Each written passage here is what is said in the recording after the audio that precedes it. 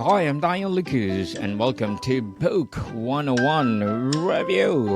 Book 101 is all about the books that I read for the last 40 years. And today I have my special guest.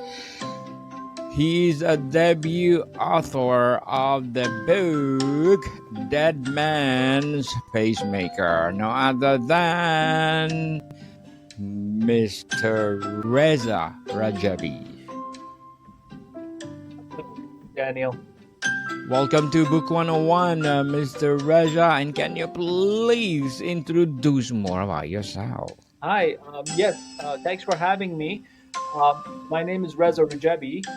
I write under my own name. I write sci-fi, and I write political thrillers under the name Diako Hajir. My background is I'm an Iranian American, and I'm a doctor. I'm a physician. I live in Texas, and I have been living in the United States for the past 20 years.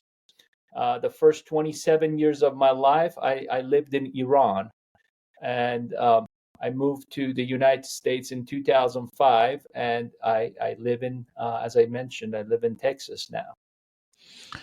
Mr. Reza Rajabi, thank you so much for sharing your knowledge and wisdom to the world. Hoping for more and more and more empowering books like this to come. What was the central spark or real life inspiration behind Dead Man's Pacemaker?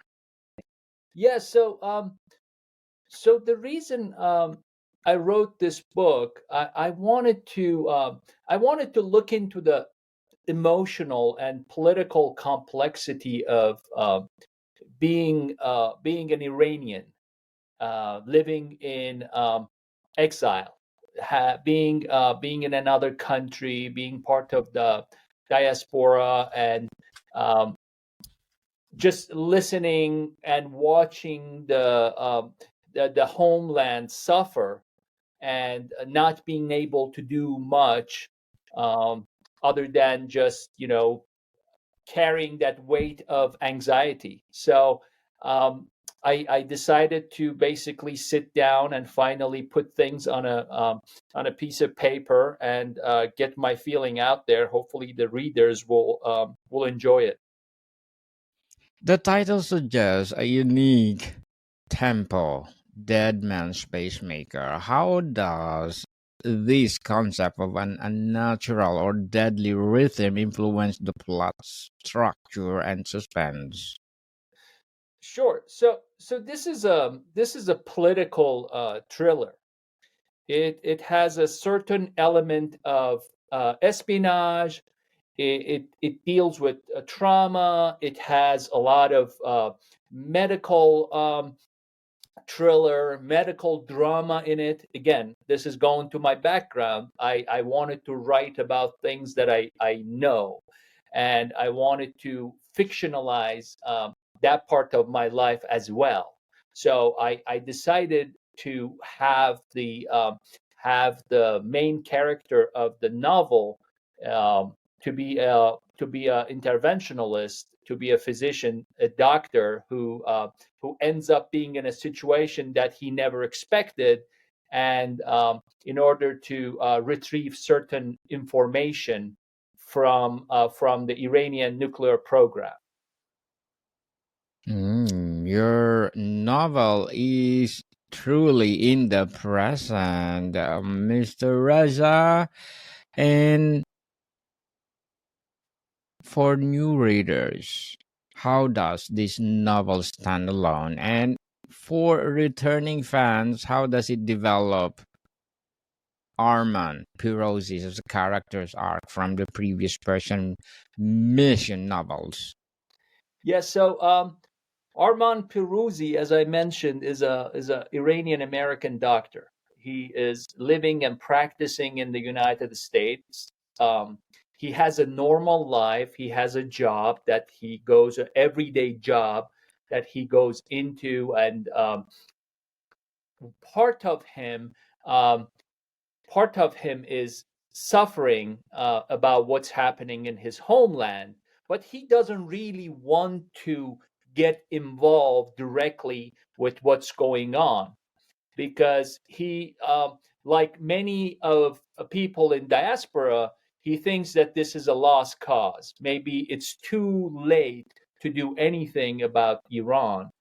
Um, there are without without giving you too much information, there are certain events that happens in Arman's life that changes his mind, and he decides to go back to Iran, which he never wanted to do. He always thought that he is never going to go back because of the situation there and how the regime is um, acting against its own people, and especially uh, people who are the diaspora. He decided to never go back, but certain events in the book will make this happen. It will change his mind, and he decides to go back to Iran in order to prevent a war. Which, as you said, it's very interesting because as we see the real life events unfolding, this is exactly what Arman Pirouzi in my fictional book was trying to avoid. So it's very relevant to what's happening. And during this process of going back to Iran, there is a reason that he is chosen by the CIA to go back to Iran because his medical knowledge is unique and it's needed to retrieve the information about the nuclear program. Mr. Reza, balancing his medical oath with the demands of covert operations in Central to Peruzzi, how does this internal conflict manifest most intensely in this particular mission? Yes, this is the character arc that I wanted to create for Arman. The When I start the book, Arman is more like of a more pacifist person.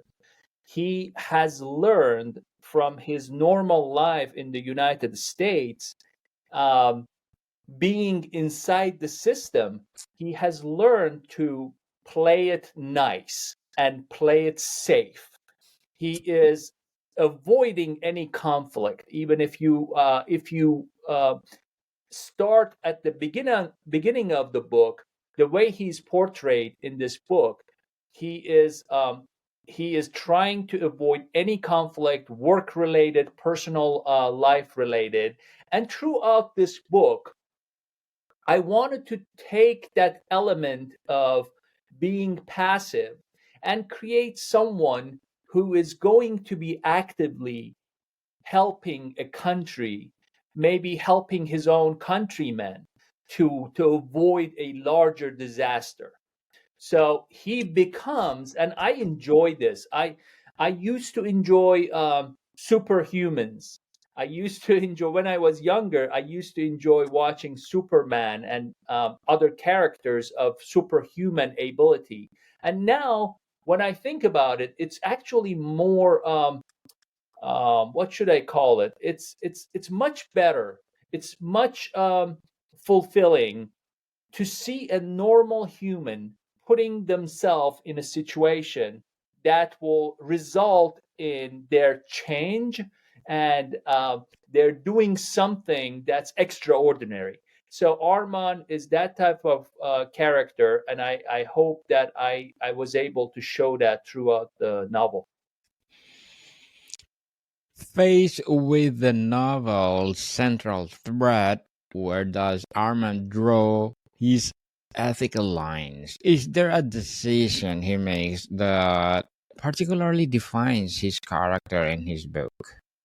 Yes, yes, very good question. I actually I actually made sure that he stays with the elements of ethical rules that he learned throughout his life. There is a very dramatic scene in the book that he's actually captured by the IRGC, which is the militia arm of the Iranian regime. It's the people. It's the group that's actually in charge of the country at the moment. It's kind of like a governmental mafia that has control of every aspect. If you think about it, from the economical part to foreign relations to internal security, it has all under control. And he's captured by IRGC. And despite the fact that he is a prisoner and he's being tortured by IRGC to give up information, there is a scene that one of the IRGC officers is injured and nobody is able to save him. And Arman decides to actually save one of his own torturers. So that's going back to your excellent question. I really wanted to show that this person stays with his um, ethical lines and never passes the red line. So that's one of the very good scenes in the book. Mr. Reza, how does Arman's Persian heritage specifically influence his perspective, decisions, or interaction within the high stakes environment of this plot? Another great question. So for us as the Persian diaspora, we have been living in this in all over the world. Some people estimate that there are about 10 million Persians living all across the world. They're just, they just had to leave for some reason, one reason or another. They left their country, and they are living. They're basically cut between safety and responsibility. So it's very difficult for them to decide if they want to do something about what's happening in their homeland, or they at the same time they have their life, they have their work, they have their family that they have to take care of. So this dilemma, this challenge, I included this in the book because I feel like the Persians, they have a very unique situation. They had 50 years ago, they had a kingdom, they had a relatively good life, um, they had um, they had prosperity, they had happiness to some extent, and for some reason or another, which it's outside of the scope of this podcast, probably a revolution happened. A revolution happened. A certain part of population came to the streets and they wanted a change. And that change, although there were the people who were leading that change, they wanted to have a perfect life. They wanted to have a uh, equality. They wanted to have freedom. They wanted to have independence from what they were marching in the streets. That never happened. Never happened. The second day that the revolution um, uh, was established in Iran, they started killing people. So the Persians sit there in their home, like new country in the all over the world, and they constantly think about, okay, should I get involved with what's happening now, or should I just forget about it and just go back to my normal life? So this is the unique perspective that Arman has, and I think it applies to a lot of people in Iranian and Persian diaspora. Mr. Reza, as an author, what are your short term and long term goals? That's a that's an excellent question. So short term goal for me is to have this book gain some traction.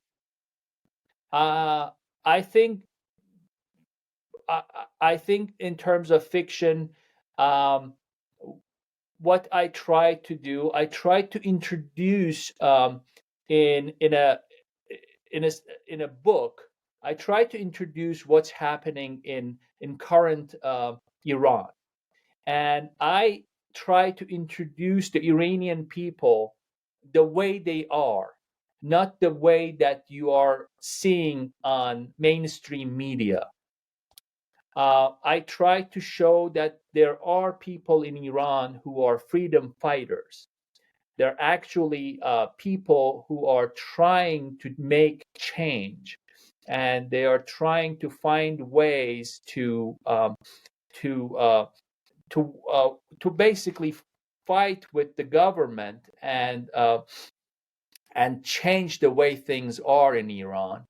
Um, my goal is to have short-term goal is to have this book have enough traction so the American reader, uh, the regular American reader who is interested in um, let's say the Middle Eastern politics, maybe the world affairs, they get interested and they find this book and read it. That's my short-term goal. My long-term goal is to so I can keep writing, because I actually this was a debut novel, as you said, and now I published my second book, and I it turns out I love this. So my long-term goal is to establish as a writer, which has its own reader base, and that will help me to be able to keep writing. So, do you think you'll be the next Khalid Hosseini? Oh, that's the dream. That's the dream. Good luck for that. I love the Thank novels of you. Mr. Khalid. So, how did you ensure the medical and technological aspect of Pacemaker threat were both credible and terrifying? Yes.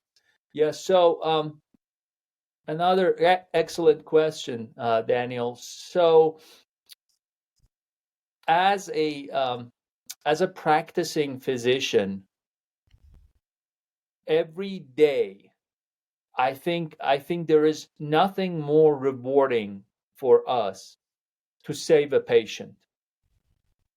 So there has been many in the field that I practice, which is interventional radiology, and probably that's kind of one of the less known fields of medicine, because I do image guided minimally invasive procedures. I do surgeries without cutting people open, and I am able to save patients on occasions that other specialties, surgeons and other specialties are not able to save. So if it was 20, 30 years ago, those patients with those conditions, we had nothing to offer. And now that has changed because of these minimally invasive procedures that we do. So we don't want any emergencies, obviously. I don't want anyone to be sick, despite the fact that my job depends on it. But I don't want people to be sick. But at the same time, I feel like the current situation after what happened with COVID and the whole epidemics and what happened, I feel like there is a kind of a negative view on some of the medical professionals, and I hope that goes away. And I hope that the mainstream media and podcasts and the new media, they will also realize that there are a lot of people who are out there trying to help and save people. And so part of my job becomes that excitement of doing those emergency procedures when you get called 2 o'clock in the morning and somebody is losing a lot of blood and nobody can help, or somebody has severe infection and nobody can help, and that's my role to go in there maybe 2 o'clock in the morning when everybody is sleeping. That's part of my job, to go in there and help that patient. So I have had enough of those procedures and patients in the past uh, decade or so, that I made sure that what you read in um, Dead Man's Pacemaker is as close to the reality as you can imagine. Although, don't forget, there is a fictional component of this whole thing. But what is described as medical um, procedure in this novel, it's very close to reality. Mr. Reza, what would be your advice for those people out there who want to be an author like you? Oh my God, that's a great question.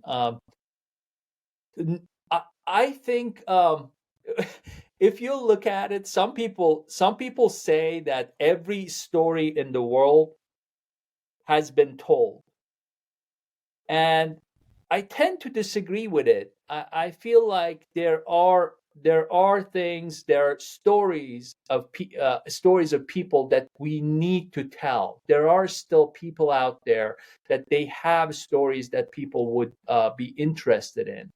So I think my advice is to find the great idea. I think that's the main advice, to find the great idea. Without a great idea, I don't think writing is especially if you're writing fiction, obviously.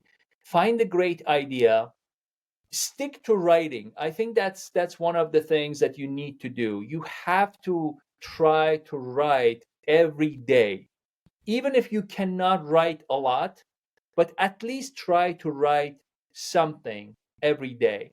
And I think the last piece of advice: find a good team of people. You need to have a team of people who have done this before, or they have helped people to do this before. And I think that will be great, because you need people to go over your ideas, to go over your writings, and give you honest feedback. Thank you for your advice, Mr. Reza. And before we wrap up our discussion for today, I'm inviting you to please do listen to my other podcast, people. My other podcast, because my abstract essay is already in fifth season, abstract poetry in second season, and book 101 review in fifth season too. Comedy 101 second season, and my food 101 in fifth season as well. Geography 101 in fourth season, and my baby podcast Law 101 and Mental Health 101, Love Letters in fourth season, and Movie 101 Review and Music 101 in its fourth season, and Science 101 and Sex 101 in its first season. Please listen to them wherever you listen your podcast. Mr. Reza, what feeling or thought do you most hope lingers with readers after they finish the final page of Dead Man's Pacemaker? Yes, so my hope is that people realize that life is like a flowing river. If you stop, it means you're dead.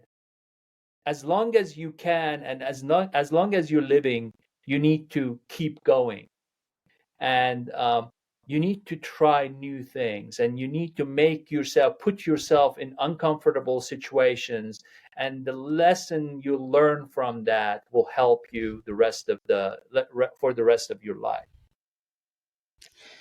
Mr. Reza Rajebi, thank you so much for sharing your knowledge and wisdom to the world through your debut book. So, can you please invite our listeners to support your book itself? Thank you. Thanks, Daniel. So, my book is Dead Man's Pacemaker, a Dr. Arman Pirouzi Persian mission novel. Please buy it on Amazon. It's available on Audible. All other formats are available. And please visit my website, diacohajir.com, and subscribe for your uh, subscribing package. Thank you. Yes, people, let's support Mr. Rajebi because he is the next Mr. Khaled Husseini. Because if you support him, more and more and more empowering novels like this to come. So, Mr. Braja, thank you so much for your time. Thank you, Daniel. Have a great day. Monica people, see you soon.